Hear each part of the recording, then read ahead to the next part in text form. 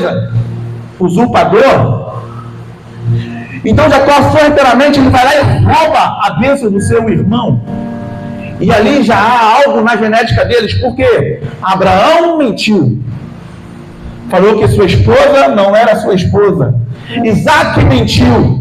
E agora Jacó, ele rouba, mentindo que era o seu irmão. Você vai ver que existem ciclos na nossa vida que se repetem, ciclos de família. Talvez, você pode reparar, pode acontecer na sua. Eu também, ao longo da minha vida, eu vi que acontecer na minha. Pais que se separaram, filhos que se separam. Ou então doenças, minha avó teve diabetes, a minha mãe teve diabetes e eu tive diabetes. Mas a palavra diz que o Senhor Jesus já levou as nossas dores, as nossas transgressões. Então por que acontece isso? Êxodo 20 vai dizer que ele visita a iniquidade até a 4ª geração. Você não declarou, declararam sobre a sua vida, e você viveu por isso, porque você não teve entendimento, você era criança, não houve ninguém que declarasse ao contrário daquilo que você está vivendo, e agora você vive um ciclo. Você vai ver isso na vida de Davi. Davi peca com pecado sexual, o seu filho Amnon peca com pecado sexual, Absalão também peca com pecado sexual. O que está acontecendo aqui? Um ciclo familiar. E justamente acontece isso no ciclo familiar da vida de Jacó. Abraão, Isaac e Jacó. E agora acontece a cena. Eu quero imaginar junto com você, no ciclo familiar. Jacó, ele sai com a bênção. Chega a Esaú.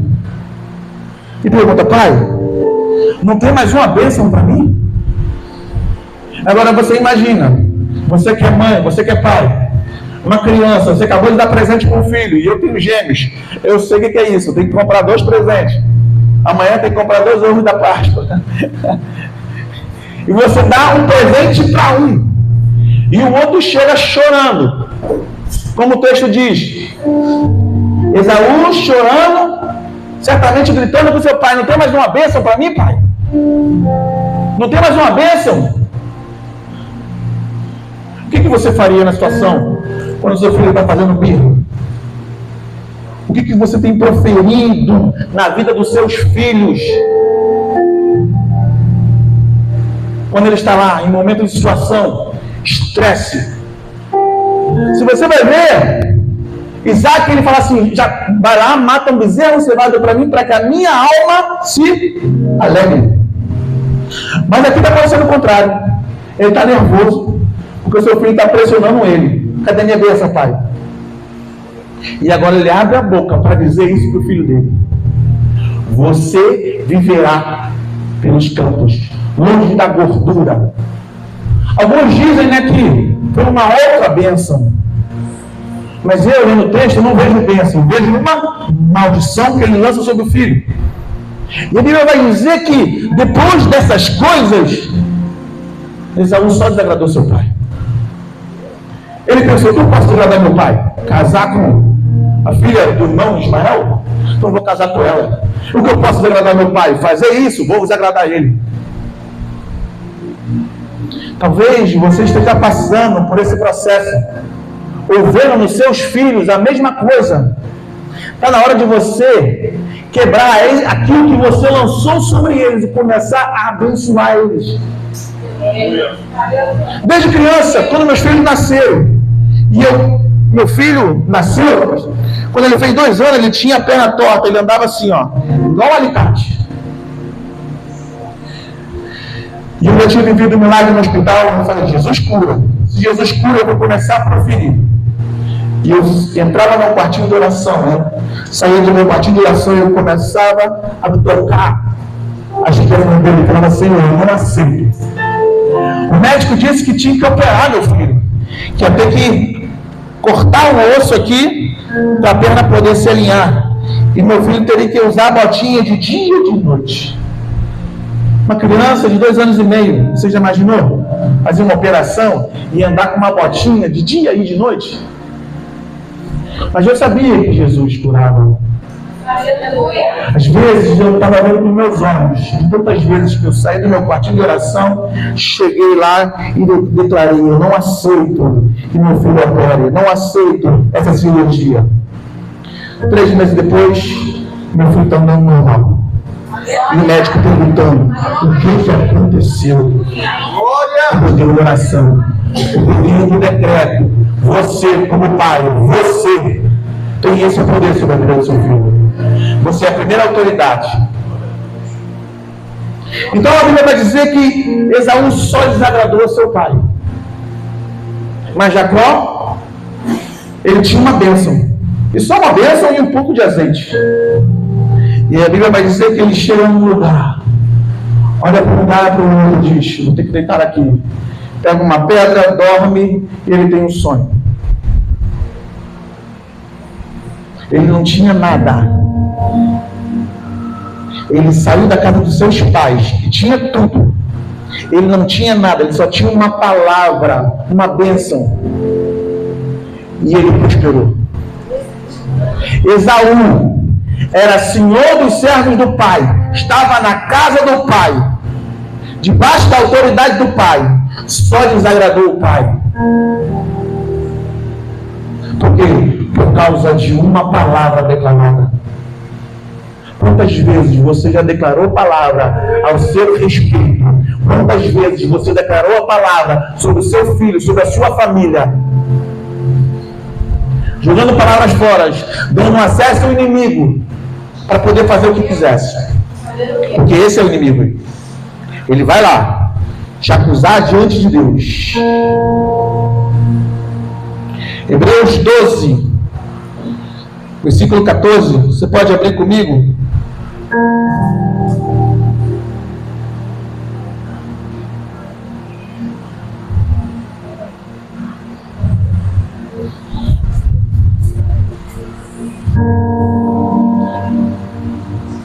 Hebreus 12, 14 vai dizer: esforço-vos para viver em paz com todas as pessoas e em santificação, no qual ninguém verá.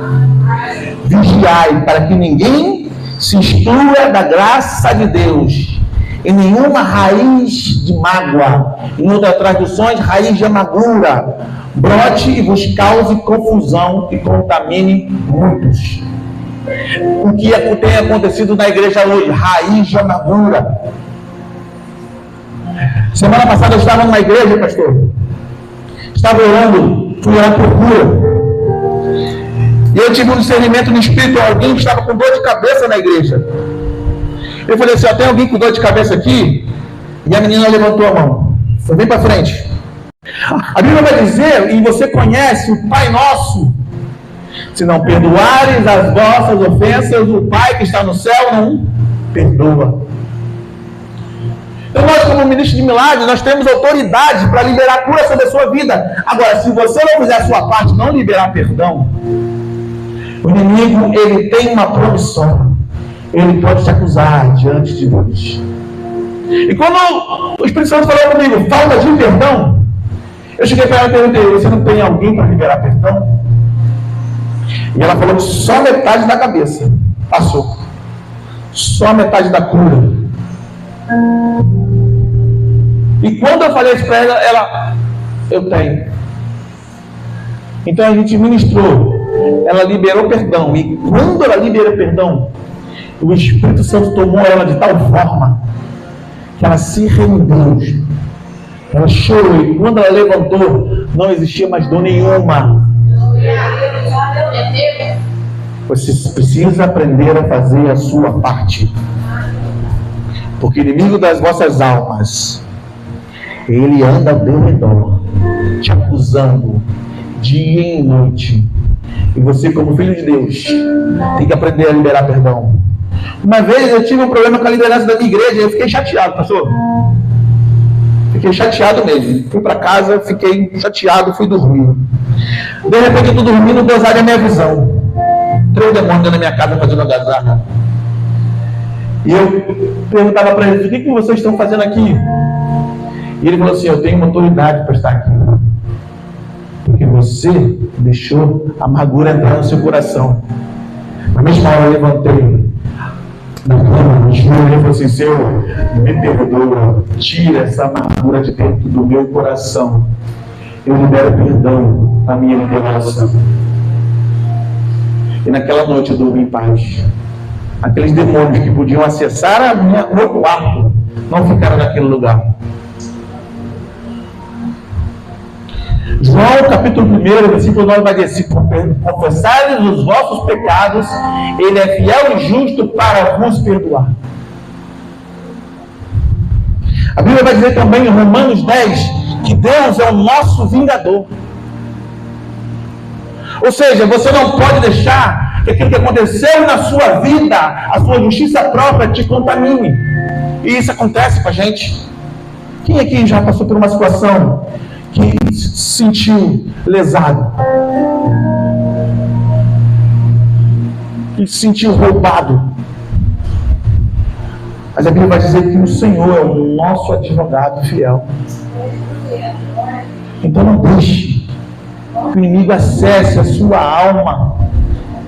Você tem direitos, tem herança, mas porque você tem herança, você tem que cumprir os mandamentos do Pai, você tem que perdoar.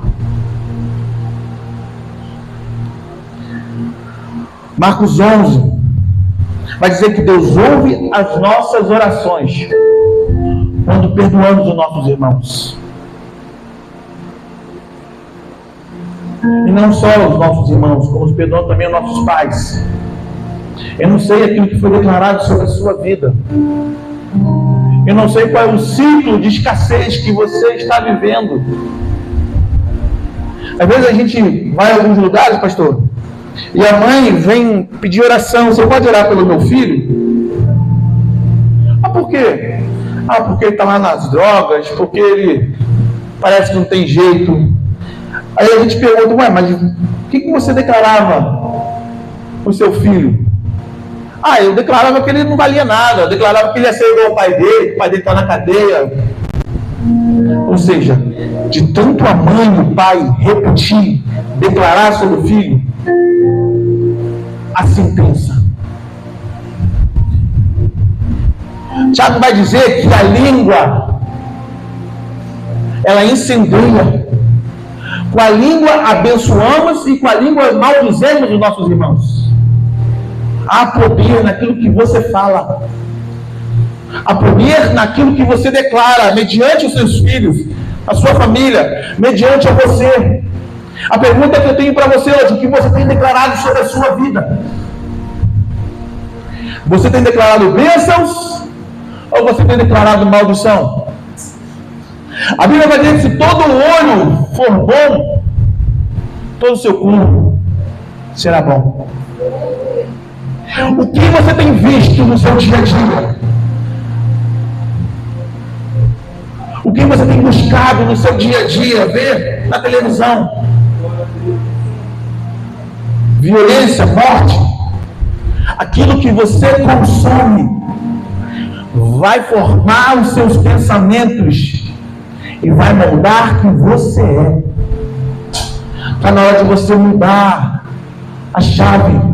Romanos 8 vai dizer sobre mudar a mente. Você agora tem a mente de Cristo. Então você precisa aprender o quartinho de oração, buscar o Senhor. Você precisa aprender a ler a palavra do Senhor. Você precisa aprender a buscar o Senhor.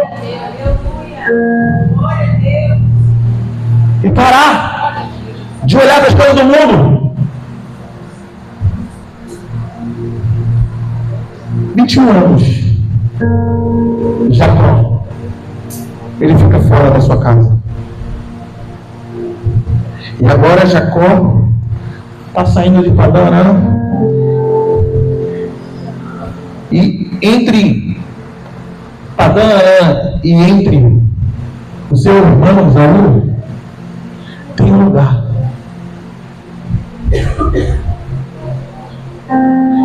Tem um lugar chamado Vale de Jacó.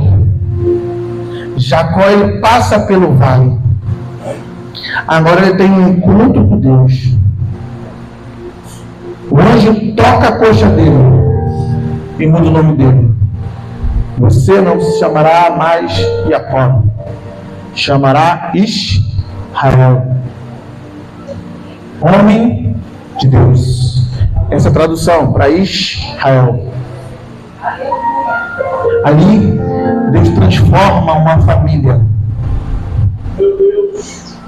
Deus declara tudo aquilo que, quando Jacó sair de Betel, e Deus falou que ia prover ele, Deus falou que ia com ele. Agora, Jacó está recebendo ali uma mudança de nome, a promessa sobre ele.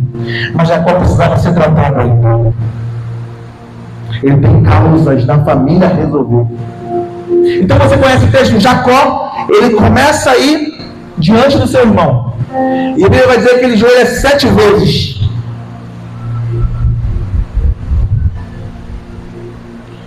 Coração humilhado. Esaú viu o seu irmão de joelho. E ele abraça. E a Bíblia vai dizer que eles choram muito. E eu quero te fazer lembrar. Quais são as pessoas da sua família que você não tem falado mais? Quais são as pessoas da sua família que você precisa liberar perdão, ou pedir perdão, e ter a comunhão? Porque aqui você já recebeu a salvação, mas o processo, você precisa tomar atitudes. Existem atitudes que você precisa tomar para viver a plenitude. Então, a Bíblia vai dizer que Esaú abraça Jacó, e eles choram amargamente. Uma família. E você conhece o texto da bênção do pai. Você viverá pelo jugo. Capítulo 31, que a gente não leu. E quando você tirar esse jugo, você se libertará. Isso está acontecendo hoje na vida de Esaú. Ele quebra o jugo daquilo que ele proferiu sobre o seu irmão. E agora uma família se reconcilia, se juntam, enterram o seu pai. Eu estou aqui para te dizer que o Senhor da cura está neste lugar. Mas existem atitudes que você vai ter que tomar. Você vai sair daqui, você vai receber a sua cura, mas você vai ter que ir lá no seu irmão, no seu pai, na sua mãe, em pessoas que você magoou, que te magoaram. Você precisa liberar perdão, porque é uma atitude sua, e Deus não vai fazer isso por você. Deus não vai fazer isso por você. É atitude sua. A Bíblia vai dizer que se você tiver uma oferta, pastor, e você for pegar a oferta, mas se você tiver brigado com o seu irmão, deixa a sua oferta no altar, vai lá, se reconcilia com o seu irmão, e depois vem a oferta. Não adianta você vir para o culto, mas está com o coração magoado. Não adianta você vir para o culto, dar glória a Deus, mas não perdoar a sua mãe. Não adianta você vir para o culto, dar oferta. Não adianta você vir aqui se você não tomar atitude de perdoar quem você precisa perdoar e mudar as circunstâncias da sua vida. É hoje. Fique de pé. Terminando já. Quero fazer só mais uma oração e eu queria que você orasse comigo.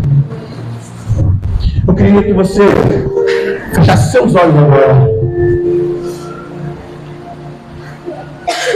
E lembrasse de alguém que você precisa liberar perdão.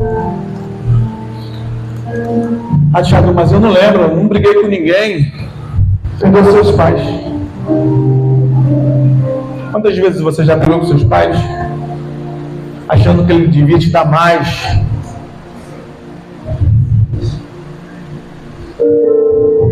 Achando que ele devia tomar mais atitude, porque nós filhos esperamos muito dos pais.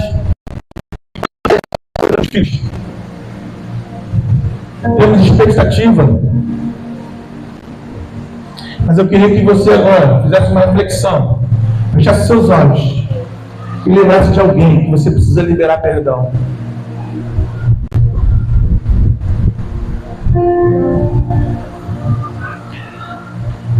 Alguém que ficou no seu passado, alguém que te magoou, alguém que liberou uma palavra pesada sobre a sua vida, ou relacionamentos que você teve, que te fez chegar até aqui.